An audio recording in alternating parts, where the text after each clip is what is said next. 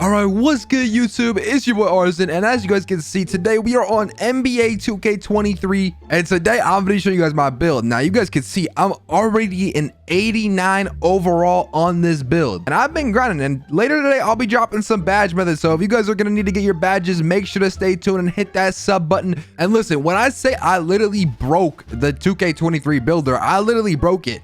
This build is like my play glass from last year. I don't know if you guys remember my play glass from last year, but it literally has an 85 three-pointer now and a way higher ball handle. This build is extremely overpowered. It can do everything, and they tried to make it so you can't do everything on a build this year, but I promise you this build can actually do everything. If you guys didn't see already, I uploaded a next gen build, and on current gen you can actually do a little bit more because of the way the badge system works is a little bit different from next gen, and you can actually do a little bit more. So I was able to get contact dunks on this build, unlike my next gen build.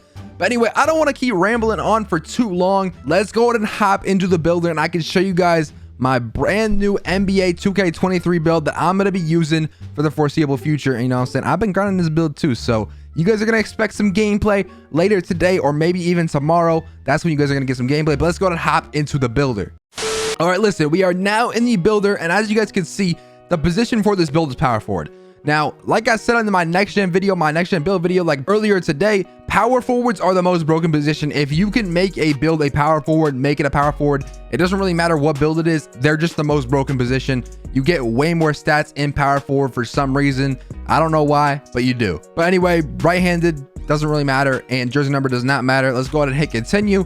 And for the height for this build on current gen, I think you can get away with 6'8". So for this build, I went with 6'8". I know there's gonna be like that one old head in the comments that's like, that's not a real center, but I don't really care, to be honest. I don't care. So we're going with 6'8". This is my play style. This is how I like to play, and honestly, I think it's a super fun way to play. And if you're looking to have fun, this is a build to make. Now, for the weight, a lot of people are going heavyweight this year, but honestly, for me, I'm not looking to have 99 strength. I want at least like 80, but I'm not looking to have 99. So I think I went with 221 right here.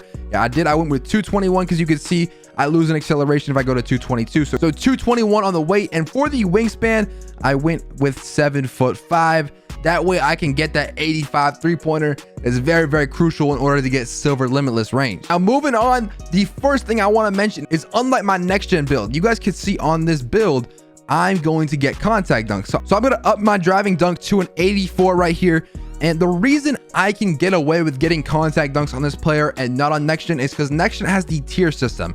And when I only have 7 driving badges, I can't unlock posterizer, limitless takeoff. And so driving is just completely useless on next gen if you can't get 18 driving badges. It doesn't make sense to upgrade it. But on current gen, there's no tier system, so I can put limitless takeoff and posterizer on with only 7 driving badges. So in my opinion, it's a very key distinction between current and next gen. Now, moving on to shooting, I maxed my three-pointer. I did not touch anything else because, you know what I'm saying, we can't touch anything else. We can't afford to touch anything else. If we want to break 2K and not sacrifice any of the categories, we have to sacrifice some within the categories, like mid-range. Not the most important thing, but again, if we wanted our mid-range higher, we would have to sacrifice like driving dunk, and I don't think it's worth it. I'm cool with a 70 mid-range. Now for ball handle, this is obviously max, and one of the key things about this build is you get Hall of Fame quick first step, which is just, that's kind of insane. For a 6'8" build, Hall of Fame quick first step for this build on this game, that's literally crazy. And obviously we're going to max out this speed with ball. We want to be as fast as possible when we're dribbling, and you know what I'm saying,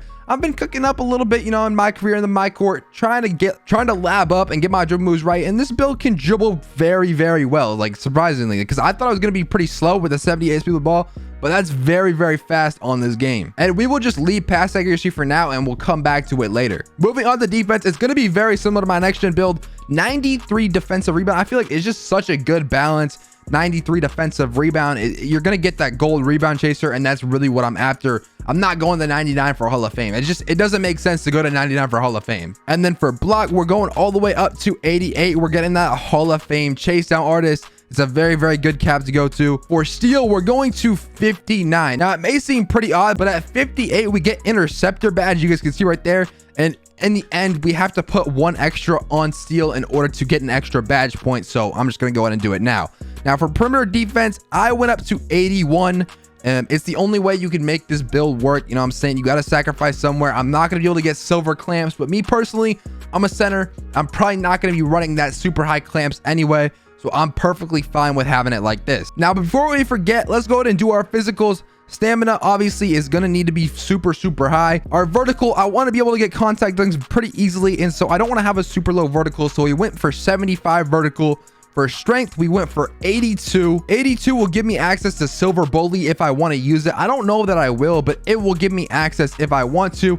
And for acceleration and speed, we go ahead and max that out. You guys can see we are 97 overall, and we have a little bit more room to play with. Okay, now going back to my playmaking right here, I'm going up until I have 20 playmaking badges, and I believe it's a 76. If I'm not mistaken, 78 is a 78. Okay.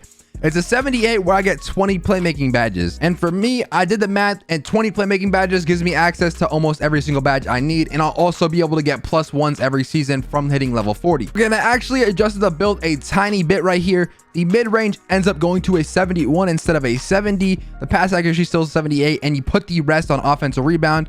Your stamina is only a 93, but when you have Gym Rat, it's going to go up to a 97, and 97 is basically 99. It's basically the same thing. You know what I'm saying? It doesn't really matter.